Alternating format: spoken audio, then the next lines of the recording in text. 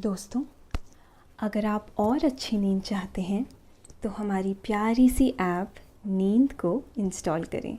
इस ऐप पर आपको एक्सक्लूसिव स्लीप स्टोरीज़ मिलेंगी और आप बिना यूट्यूब प्रीमियम के भी इन स्टोरीज़ को बैकग्राउंड में सुन सकेंगे। इंस्टॉल करने के लिए आप हमारी वेबसाइट neend.app पर ज़रूर आइए और अच्छी कहानियाँ, स्लीप म्यूज़िक, कुछ टिप्स सुनने के लिए इस चैनल को सब्सक्राइब कीजिए। नमस्कार, मैं हूँ ज्योति और आज सुनिए लेखक रजत की लिखी स्लीप स्टोरी, किसान और हाथी। प्रकृति की गोद में कई अनमोल फूल खिले हुए हैं। जंगल और पानी उनमें से एक है, पर आज के दौर में यह बात हर कोई नहीं समझ पा रहा। समय के साथ यह मिटते जा रहे हैं।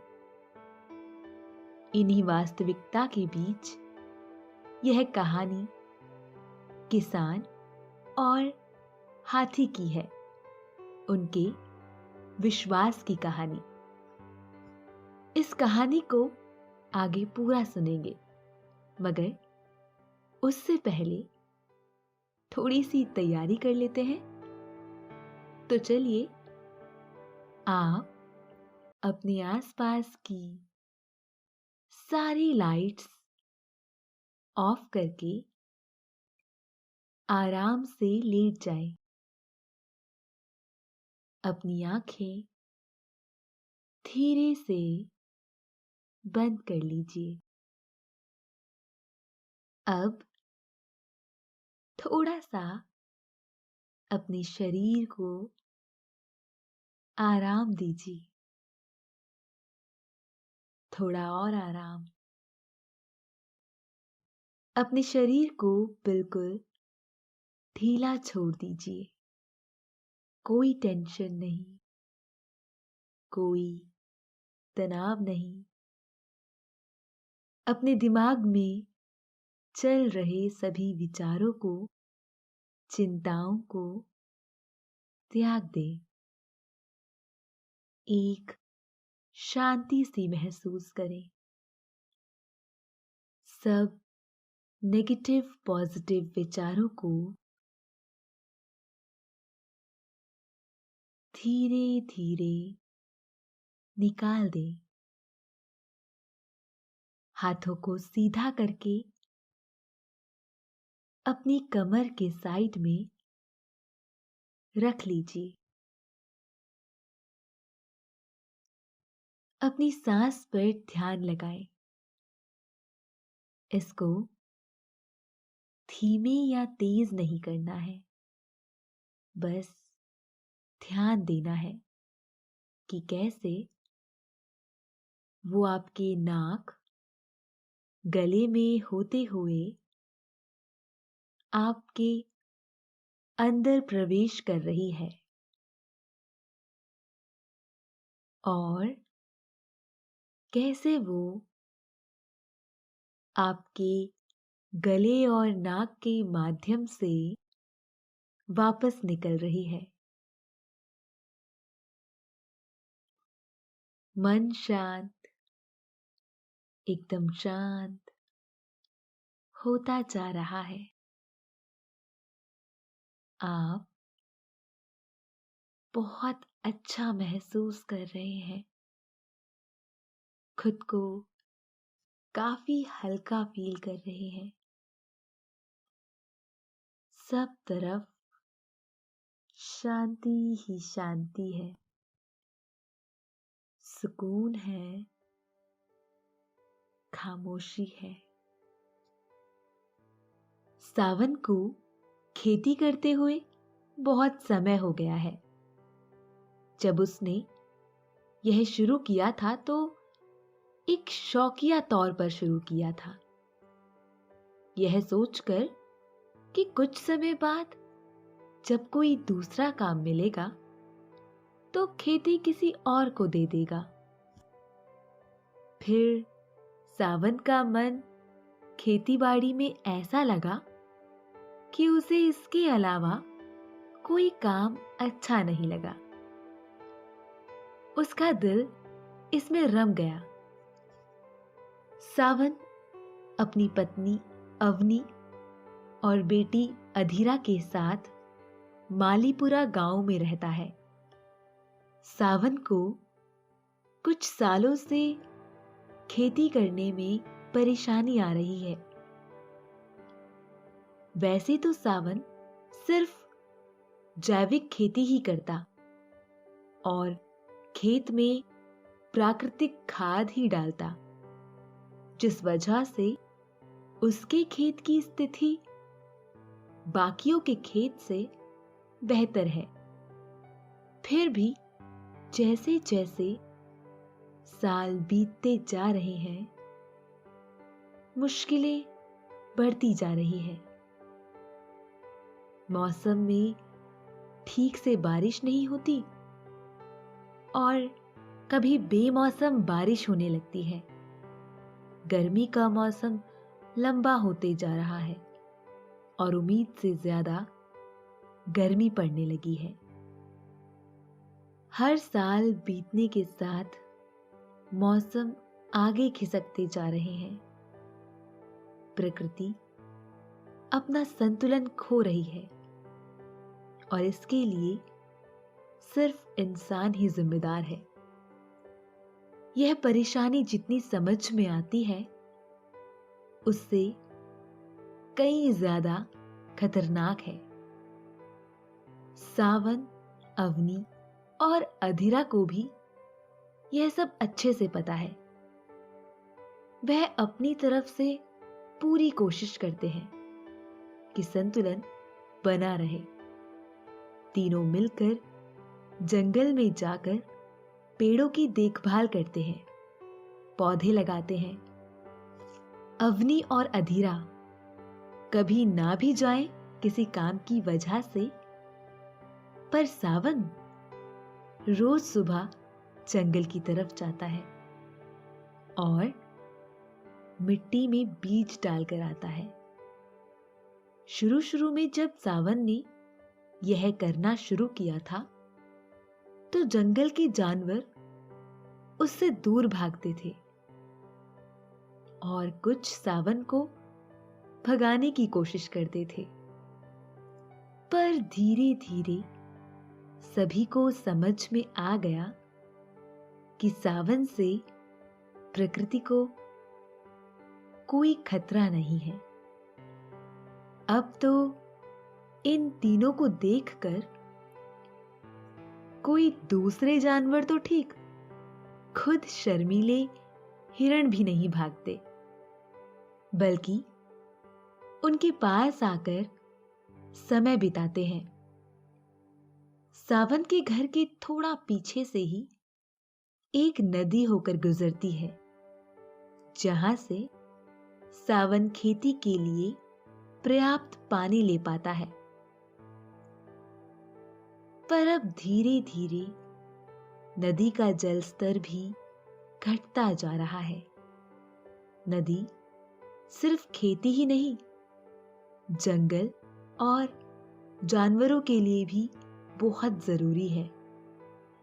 साल दर साल बीतते गए और समय और भी कठिन होता गया। नदी का जल स्तर बहुत कम हो गया। सावन को पता चला कि गांव के पहले ही एक बांध बना दिया गया है, जिससे बचा हुआ पानी भी पूरी तरह से आगे नहीं आ पाता।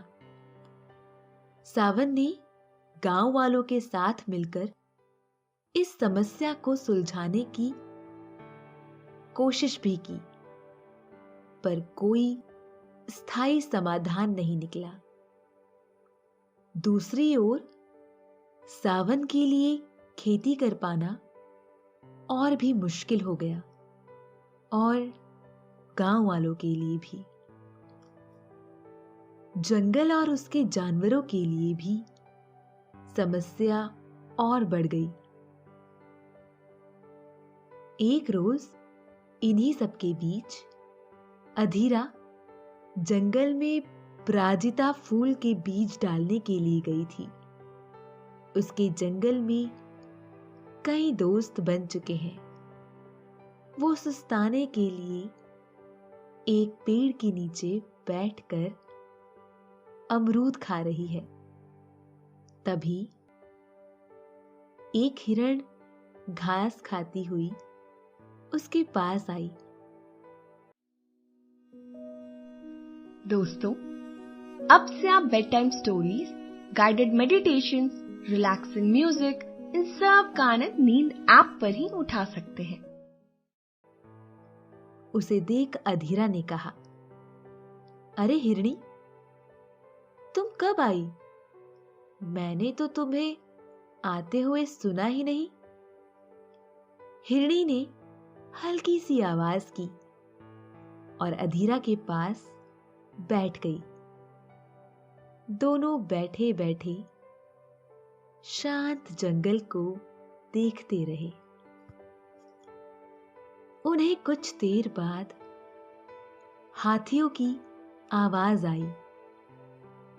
अधीरा और हिरणी ने चौंक कर आवाज की तरफ देखा। अधीरा ने कहा, कोई परेशानी तो नहीं है ना? हिरणी ने कुछ हल्की सी आवाज की और आवाज की तरफ भागने लगी। अधीरा भी उस तरफ दौड़ी। पता नहीं क्या बात हो गई। दोनों भागते हुए हाथियों के झुंड के पास पहुंचे। वो सभी नदी के किनारे खड़े हैं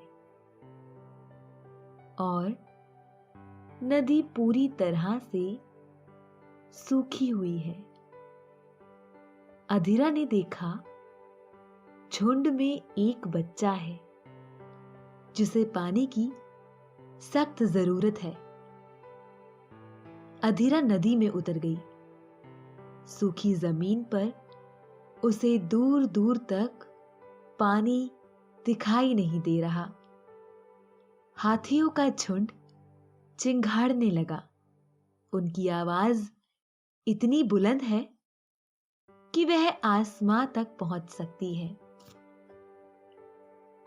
अधीरा को समझ नहीं आया वो क्या करे।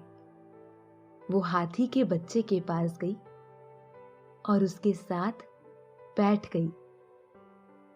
कुछ देर में हाथी भी शांत होकर बैठ गए और झुंड का मुखिया हाथी इधर उधर घूमकर नया रास्ता तलाश करने लगा।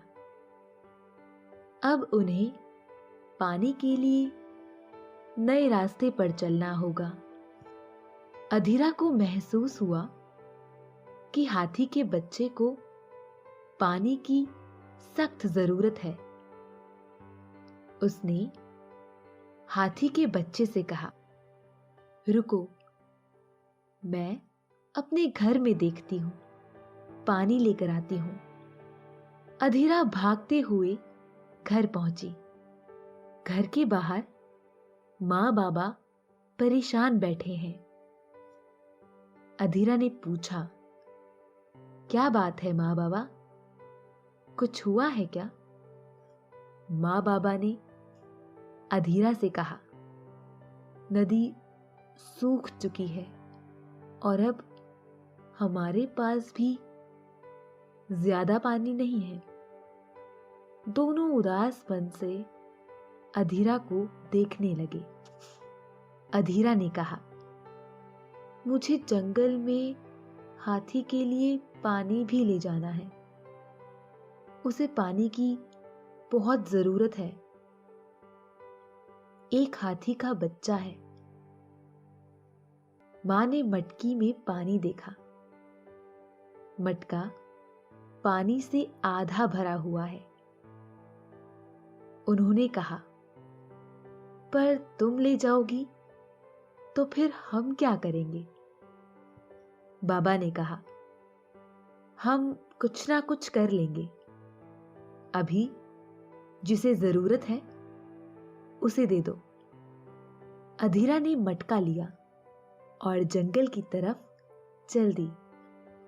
झुंड के मुखिया ने तय कर लिया उसे किस दिशा में बढ़ना है। उसने अपनी आवाज से सभी को निर्देश दिया।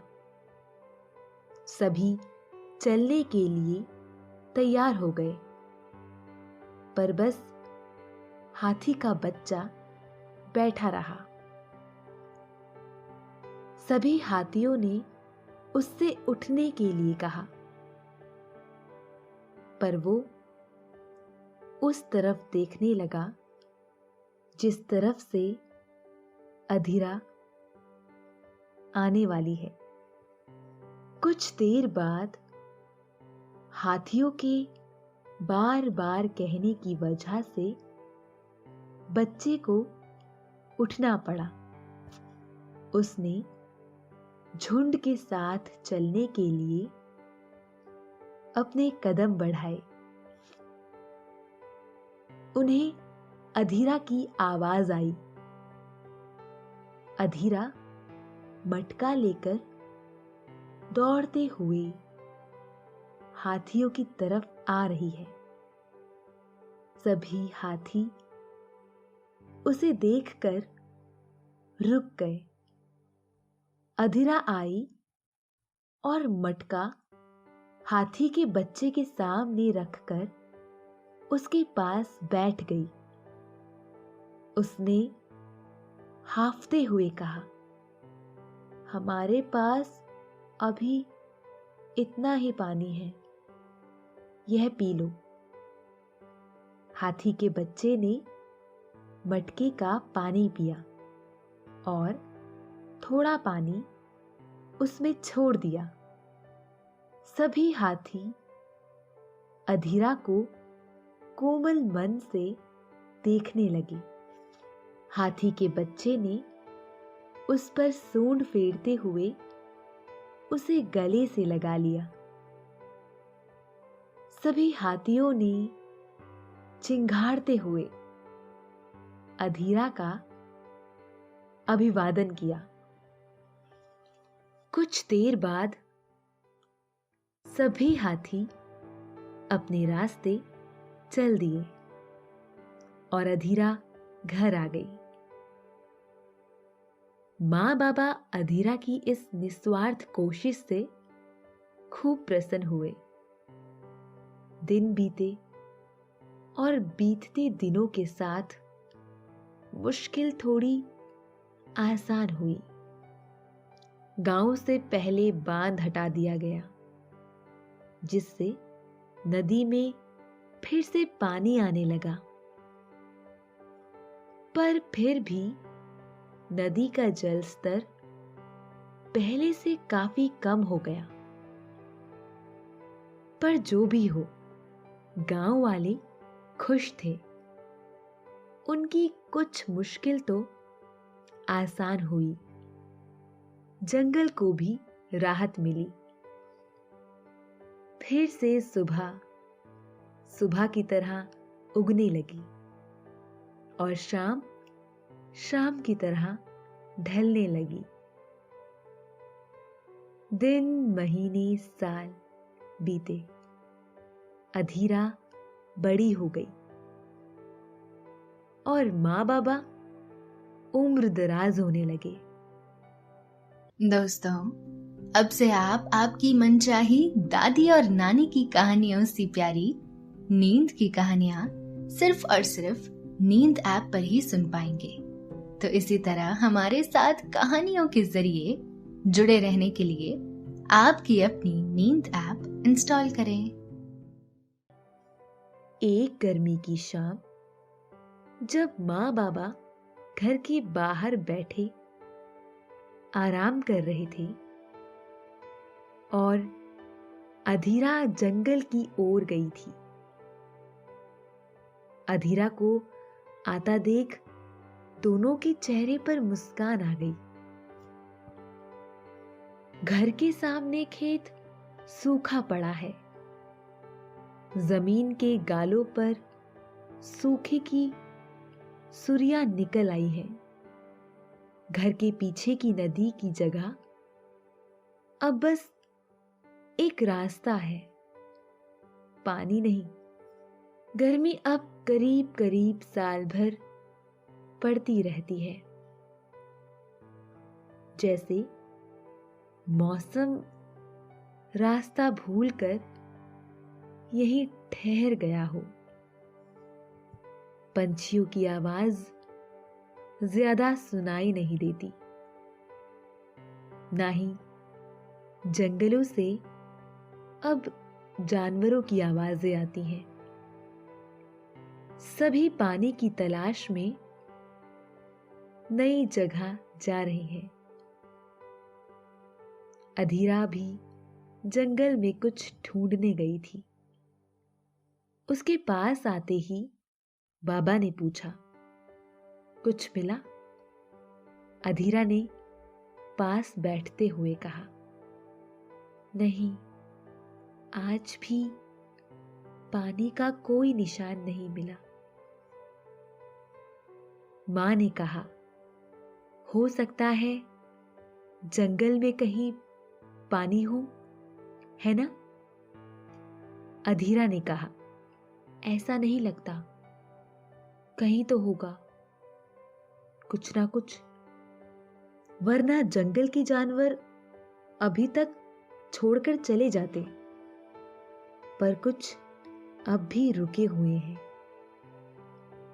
मिट्टी में अब भी नमी है, तो पानी का कोई स्रोत तो होगा ही। मां ने कहा, शायद जंगल नहीं चाहता हमें वो पता चले। अगर गांव वालों को कोई नई पानी की जगह मिल गई तो वो उसे भी नदी की तरह सुखा देंगे। बाबा ने कहा, हाँ, ऐसा हो सकता है। कल मैं गांव के मुखिया के साथ जंगल गया था। एक हिरण हमें देखकर भाग गया। मुझे ये देखकर बहुत बुरा लगा था।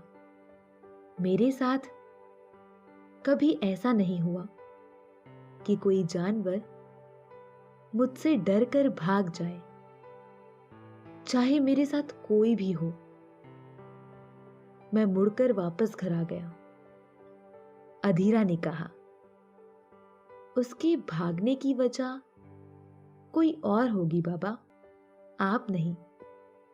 आपको सब जानते हैं, जानवर भी और पेड़ भी।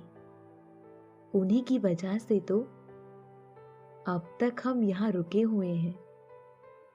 और मुझे पूरी उम्मीद है जंगल और जानवर हमारी मदद जरूर करेंगे।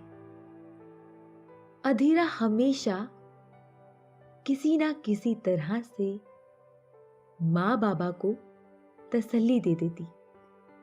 अधीरा घर के भीतर गई और उसने मटकी में से पानी लेना चाहा, पर मटकी में जरा सा ही पानी बचा है।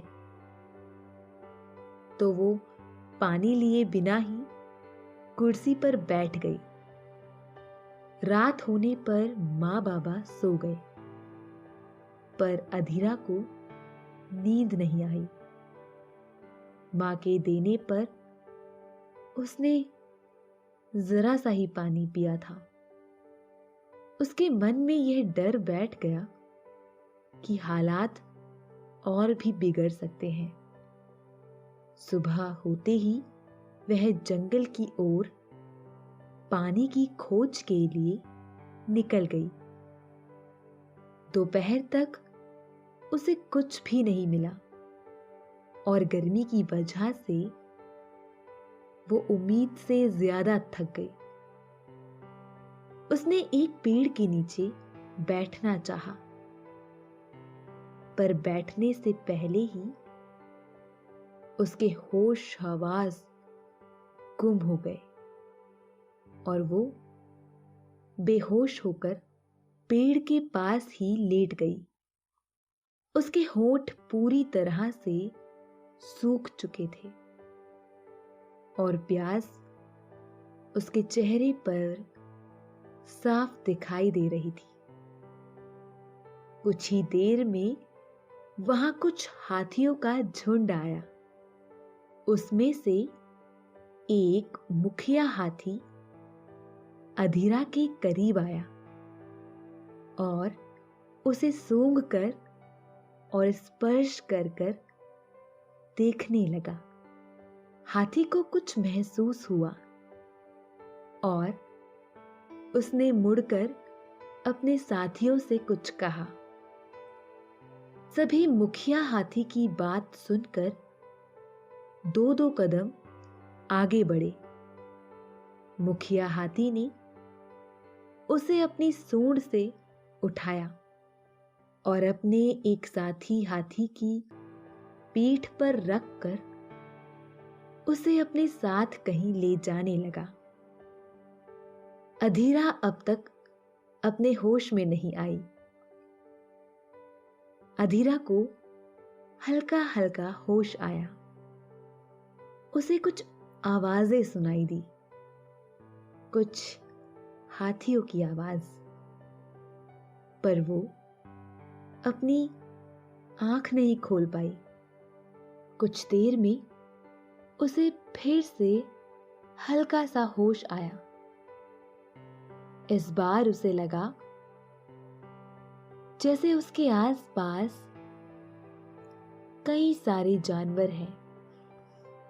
उन सभी की आवाज उसके कानों में आ रही है, पर इस बार भी अधीरा को पूरी तरह से होश नहीं आया कि वो अपनी आंखें खोलकर देख सके।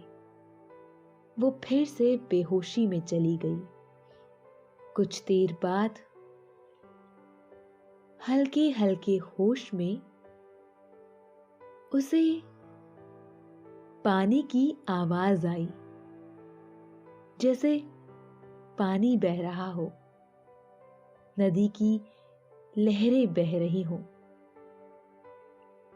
अधीरा के चेहरे पर बेहोशी के बावजूद भी एक मुस्कान आ गई।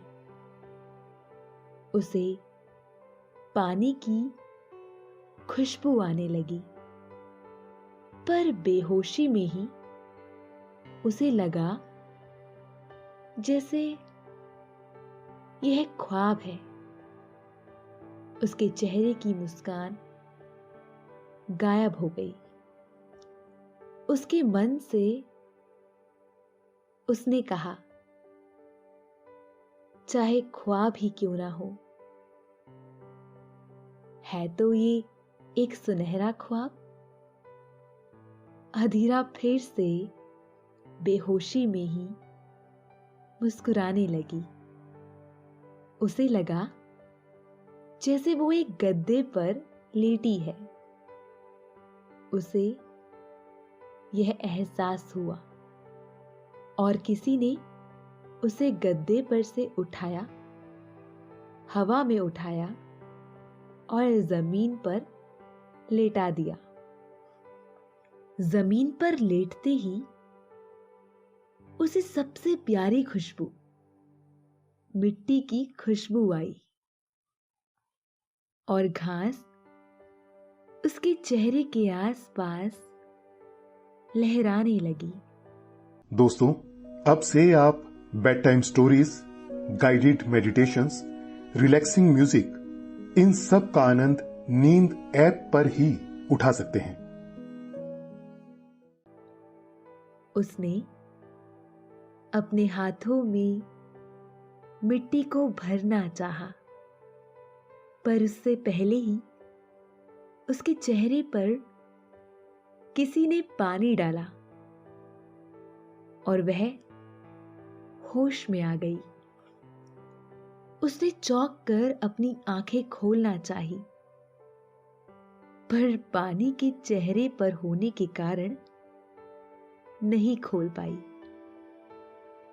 हाथों ने चेहरे पर से पानी हटाकर उसने पानी का एक घूंट पिया और चैन की सांस ली और मुस्कुराते हुए अपनी आंखें खोली। उसके सामने हाथियों का एक झुंड खड़ा है और एक हाथी अपनी सूंड से उस पर पानी डाल रहा था।